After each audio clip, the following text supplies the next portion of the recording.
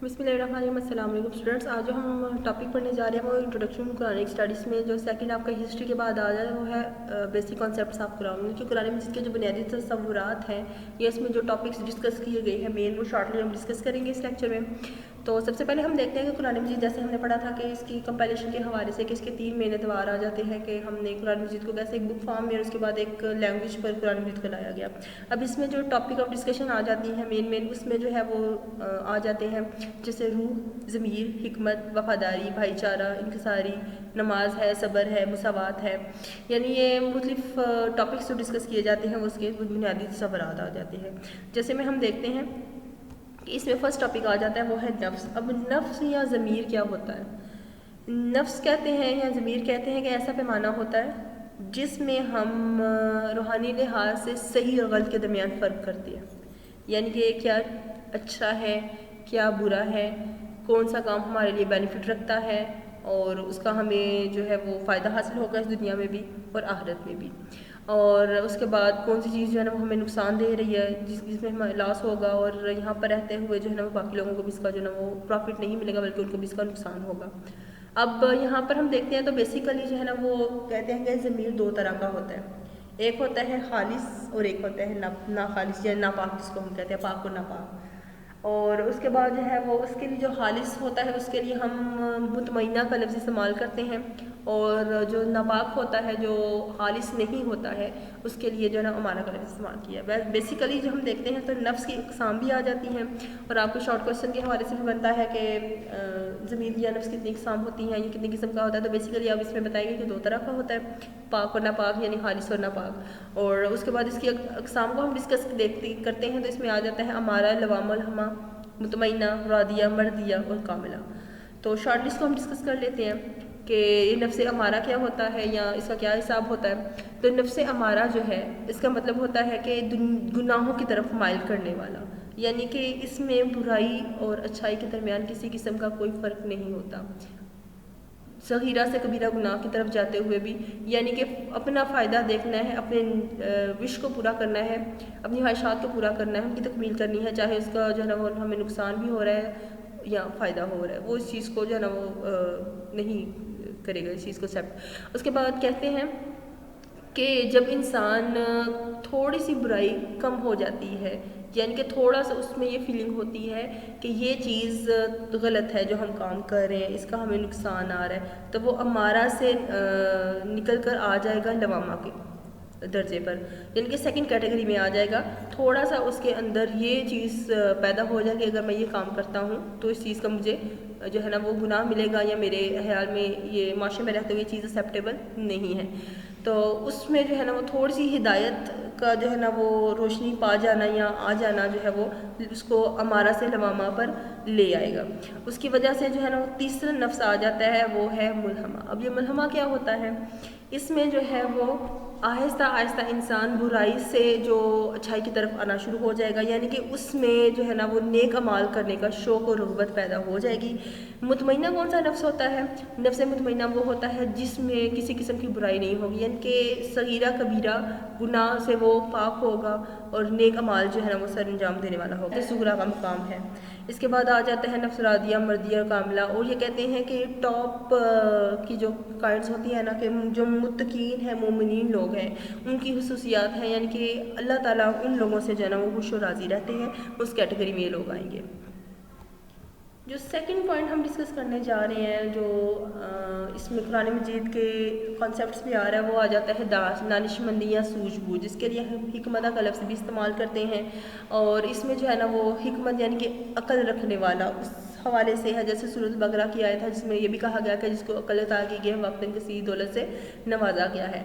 अब हिकमत या अकल को हम कैसे डिफ़ाइन कर सकते हैं आम वर्डिंग में? इसको हम ये भी कह सकते हैं कि अच्छाई और बुराई में फ़र्क करना, और जो इंसान अकल रखता है, जो सूझबूझ रखता है, उसकी यही कोशिश होती है कि वो नेक अमाल सर अंजाम दे और जिसमें इस माशरे में रहते हुए किसी को इससे जन्म किसी किस्म का कोई नुकसान ना पहुँचे। मुख्तलिफ आयात हैं इस हवाले से, जैसे सूरतुल बकरा की आयत नंबर 32 हम देखते हैं तो इसका तर्जुमा है कि तेरी ज़ात पाक है, इल्म का हमारे पास कोई नहीं है सिवाय इसके कि जो तूने हमें सिखाया। सच तो ये है कि तू ही उलूम और हिकमत में कामिल है, यानी कि इल्म दे दिया अच्छाई और رولز اینڈ ریگولیشنز دے دیے. اب ایک انسان پر ڈیپینڈ کرتا ہے کہ وہ کیسے نیک اعمال کو سر انجام دیتا ہے اور برائی سے بچتے ہوئے جو ہے نا وہ حکمت کو اپناتے ہوئے اس دنیا میں رہتے ہوئے زندگی گزارتا ہے. پھر سورۃ البقرہ کی آیت نمبر 129 ہے 129 ہے جس میں اللہ تعالیٰ فرماتے ہیں کہ ہمارے رب ان کے درمیان اور ان کا اپنا ایک پیغمبر بھیج جو آپ کے پاس تیری نشانیوں کی تاکید کرے، ان کو صحیفہ اور حکمت سے تعلیم دے اور ان کو تقدیس دے کیونکہ تو غالب اور حکمت والا ہے. اب بیسیکلی یہاں پر پیغمبر کو بھیجنے کا مقصد کیا ہے؟ تعلیم دینا، علم سکھانا اور حکمت سے صرف. اب حکمت یا دانشمندی یا اس میں جو ہے ہدایت کیسی آئے گی؟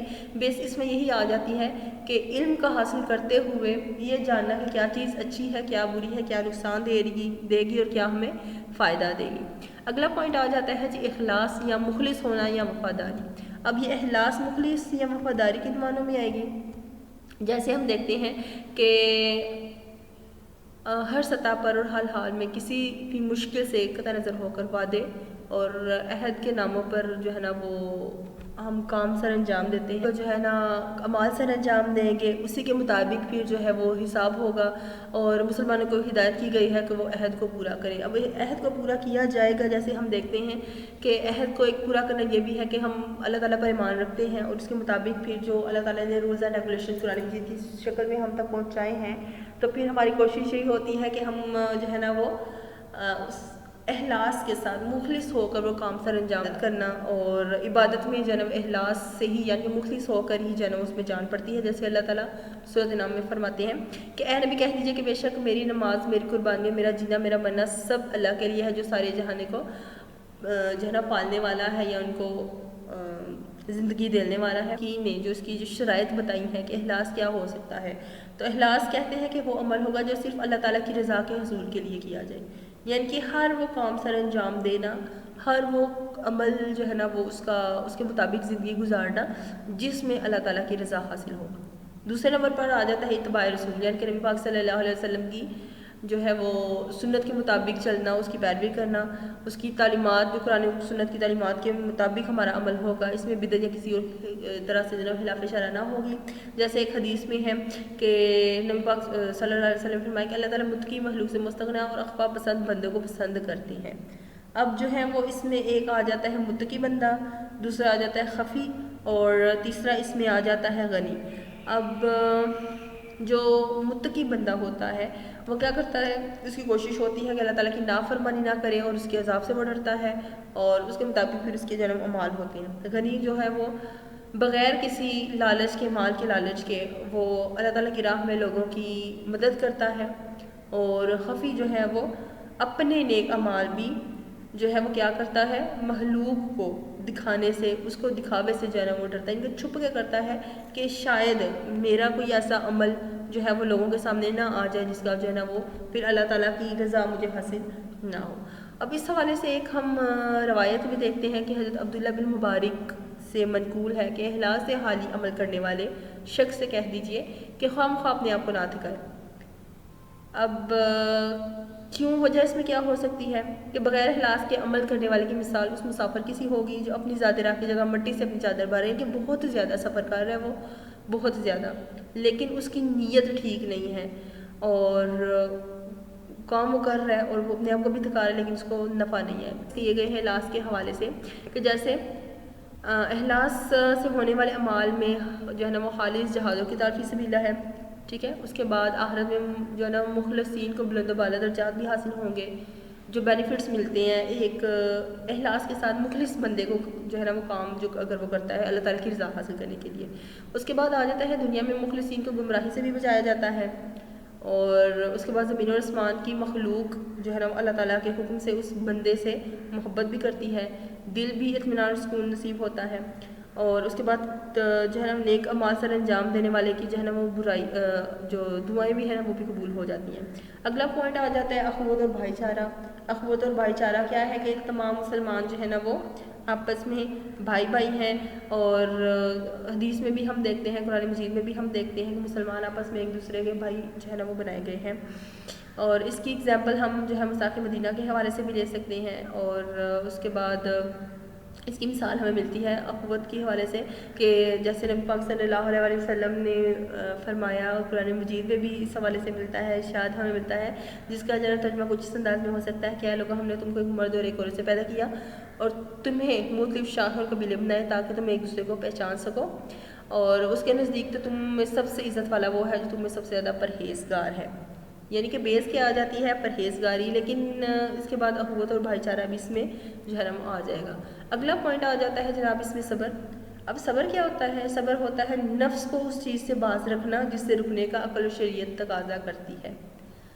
اور اب اس میں جو ہے نا وہ عقل و شریعت کیا، اس کا تقاضا کیا ہوگا، یعنی کہ وہی بات آ جاتی ہے بیس ہماری کہ حلال جو ہے نا وہ اور نیک اعمال کا سر انجام دینا، برائی اور برے کاموں سے اور جو حرام کام ہیں ان سے بچنا.